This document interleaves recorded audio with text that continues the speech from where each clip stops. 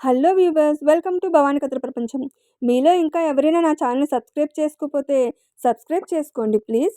సరే, కథలోకి వెళ్ళిపోదాం. 'ప్రియతమా నన్ను ప్రేమించు' 17వ భాగం.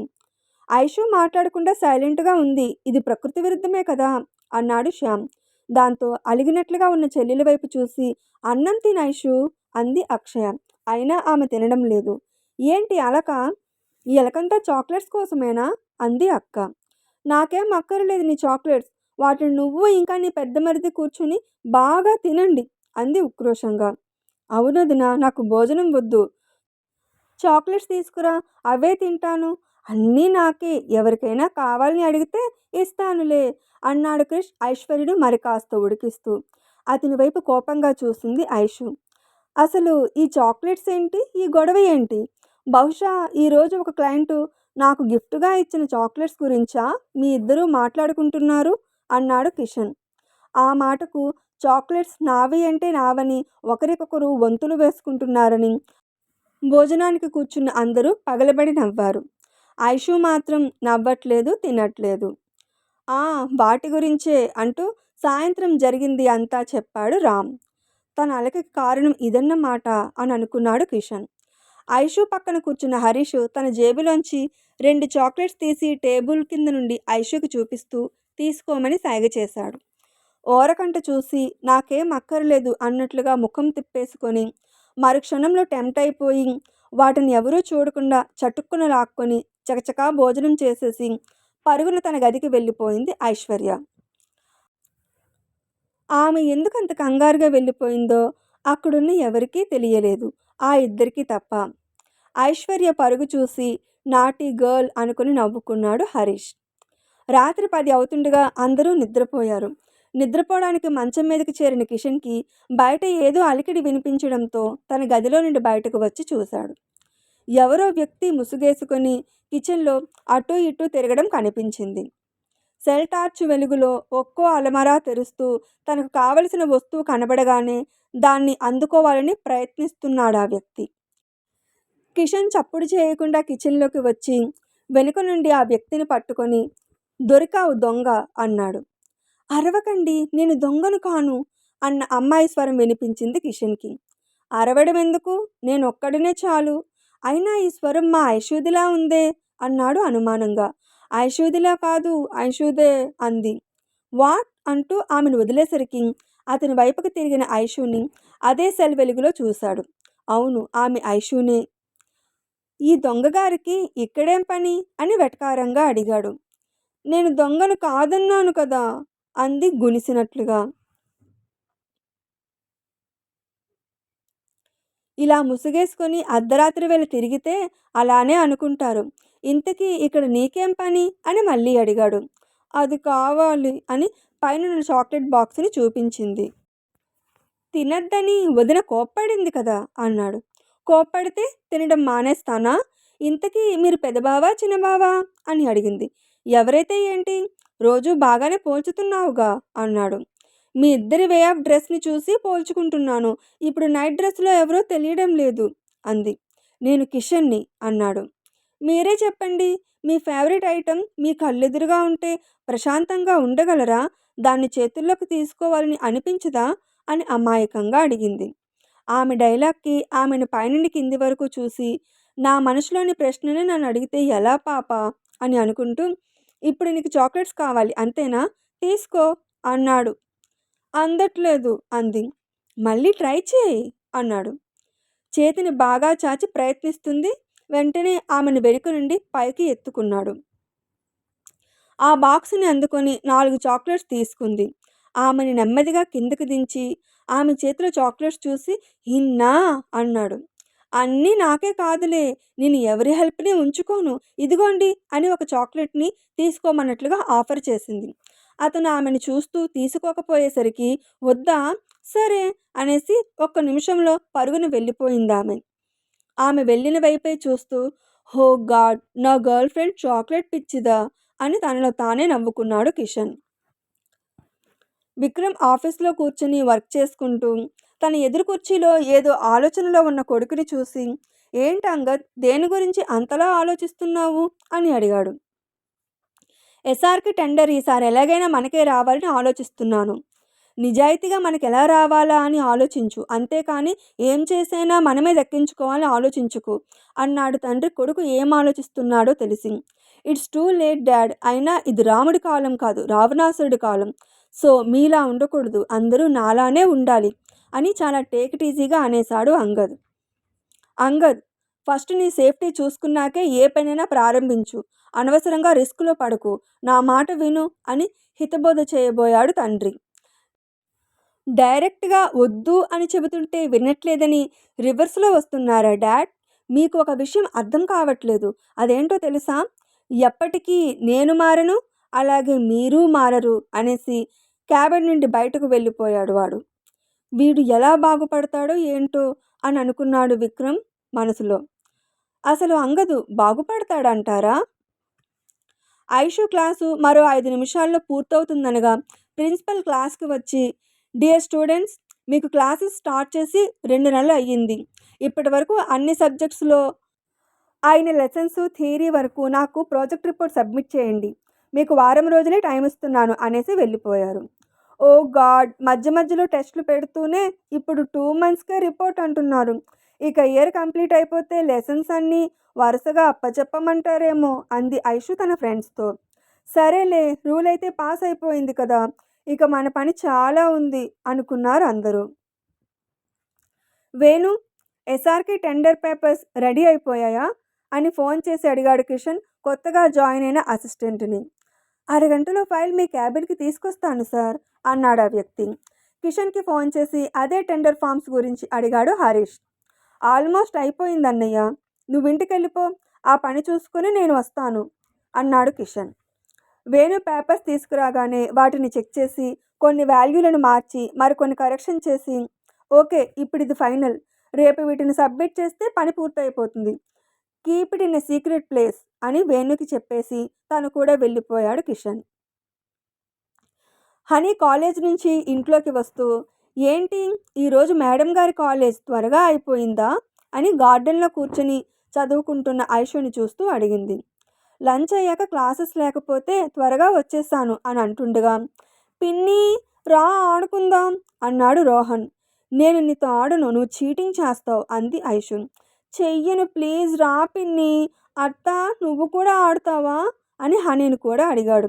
వై నాట్, ఇంతకీ ఏ ఆట అంది హనీ. క్రికెట్ అన్నాడు. రేయ్, అసలు క్రికెట్ ఎంతమంది ఆడతారో నీకు తెలుసా అంది ఐషు. హలో, నేను మా స్కూల్లో క్రికెట్ టీంకి కెప్టెన్ని అన్నాడు బాబు ముద్దు ముద్దుగా. సరే పద, తప్పుతుందా అని ఈ ముగ్గురు కాక మరో 2 పనివాళ్ళని చేర్చుకొని ఆట మొదలుపెట్టారు. ఫస్ట్ నేను బ్యాటింగ్ చేస్తా అన్నాడు రోహన్. సరే కానీ అవుట్ అయిపోతే బ్యాట్ ఇచ్చేయాలి అంది ఐషు. ఓకే అన్నాడు. Honey bowling, Aishu wicket keeping చేస్తున్నారు. పనివాళ్ళిద్దరూ బాల్ని తెచ్చి ఇస్తున్నారు. మరీ 4లు కాకపోయినా రోహన్ బాగానే ఆడుతున్నాడు. బాబు ఒక బాల్కి రన్స్ చేస్తుంటే ఐషు ఆ బాల్ని అందుకొని రన్అట్ చేసేసింది. చీటింగ్, నేను బ్యాట్ ఇవ్వను, నేను వచ్చే వరకు నువ్వు ఆగాలి కదా అన్నాడు రోహన్. నీకెవడరా కెప్టెన్సీ ఇచ్చింది, మర్యాదగా వికెట్ కీపింగ్ చేయి అని ఐషు బ్యాట్ తీసుకుంది. ఆమె కూడా ఓ మోస్తరుగా ఆడుతుంది. ఐషుని ఎలాగైనా అవుట్ చేయాలని బాల్ని విసిరింది హనీ. దాన్ని ఒక గుడ్ షాట్లో కొట్టేసరికి అది సిక్సర్లా గాల్లోకి పైకి ఎగిరి అప్పుడే కారు దిగుతున్న క్రిష్ ముఖం పైకి వచ్చింది. చివరి నిమిషంలో క్రిష్ ఆ బాల్ని క్యాచ్ పట్టాడు. అయ్యో సారీ పెదబావా, ఆ బాల్ ఇంత దూరం వస్తుందనుకోలేదు అంది ఐషు అక్కడికి వస్తూ. పర్వాలేదు, ఇది చాలా మంచి షాట్ అనేసి మా ఇద్దరిని అంత కరెక్ట్గా ఎలా పోల్చుతున్నావు, కొత్త వాళ్ళందరూ చాలా కన్ఫ్యూజ్ అయిపోతుంటారు అని అడిగాడు. మొదట్లో నేను కన్ఫ్యూజ్ అయ్యాను, ఇప్పుడు బాగా అలవాటైపోయింది. ప్రత్యేకంగా మీ నవ్వు వల్ల మిమ్మల్ని ఈజీగా గుర్తుపట్టగలను అంది ఐషు. అలాగా, మరి కిషన్ని అని అనుమానంగా అడిగాడు. ఎవరు, చిన్నబావా? అతనికి అసలు నవ్వడమే ఇష్టం ఉండదు. అవసరం వచ్చినప్పుడు కూడా ఎవరో స్విచ్ ఆన్ చేసినట్లుగా నవ్వుతారు అని అంటుంది. కారు అవతల డోర్ తెరుచుకొని కిషన్ కారు దిగి ఐషు వైపు చూశాడు. అంతే, అప్పటి వరకు నవ్వుతున్న ఐషు, అమ్మ బాబోయ్, ఈయన గారు కూడా ఇక్కడే ఉన్నారా అనుకుని మెరుపు వేగంతో గార్డెన్లోకి వెళ్ళిపోయింది. ఐషు ఎక్స్ప్రెషన్స్ని చూసి అన్నదమ్ములిద్దరూ నవ్వుకొని వాళ్ళు కూడా గార్డెన్ వైపు వెళ్ళారు.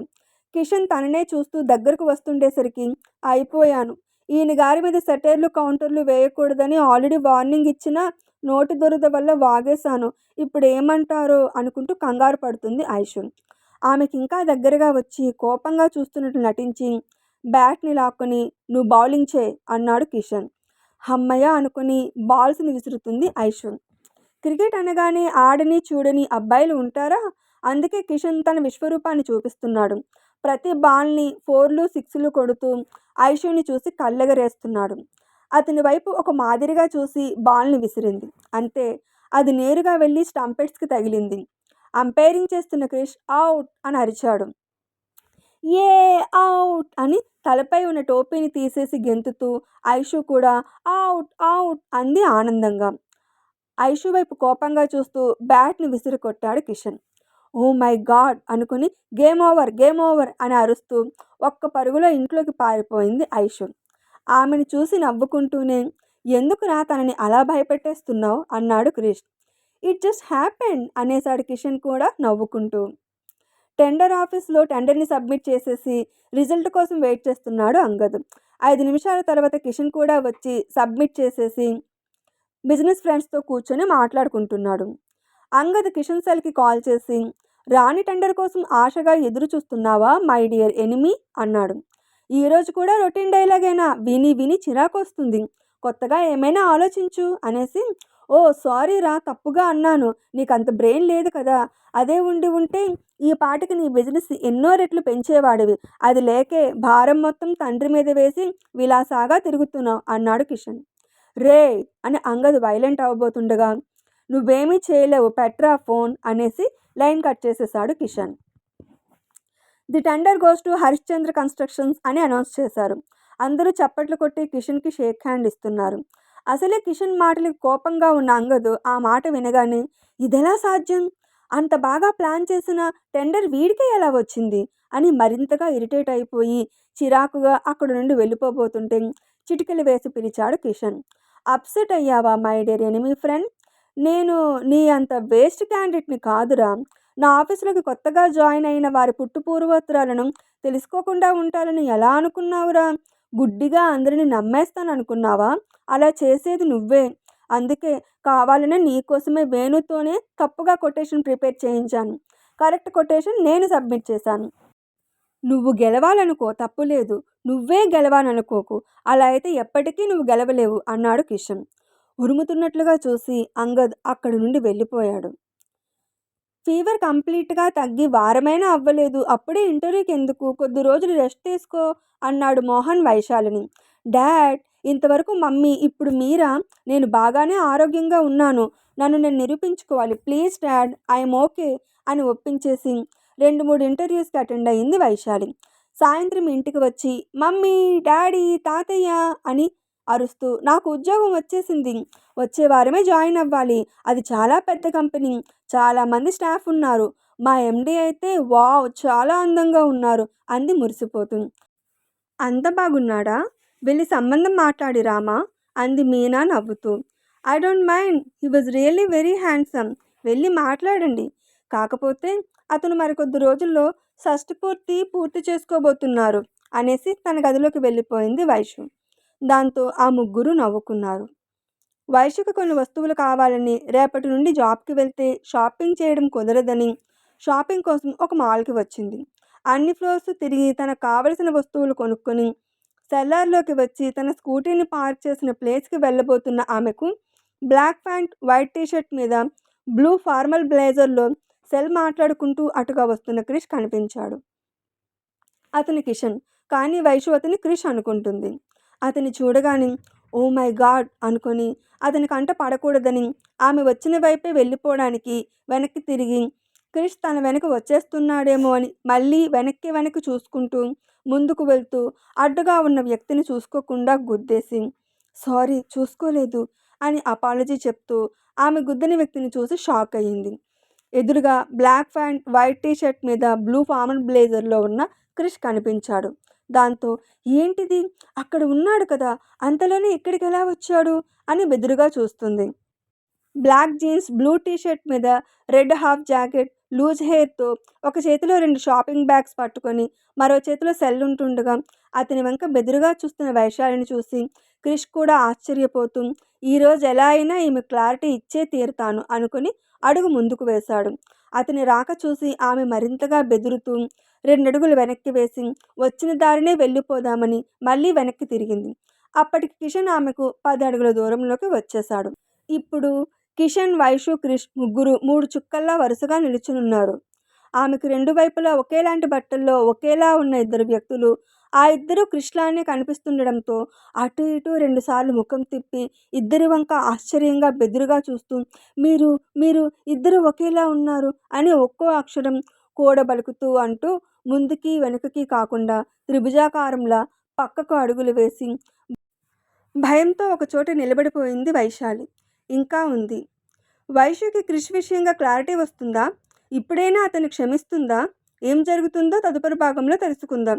అప్డేట్‌కి లైక్ కొట్టి స్టోరీ ఎలా ఉందో కామెంట్ చేసి షేర్ చేయండి వ్యూవర్స్. వీలైతే నా ఛానల్ సబ్స్క్రైబ్ చేసుకోండి. సరే, మరో స్టోరీ అప్డేట్‌తో మళ్ళీ వస్తాను. బాయ్.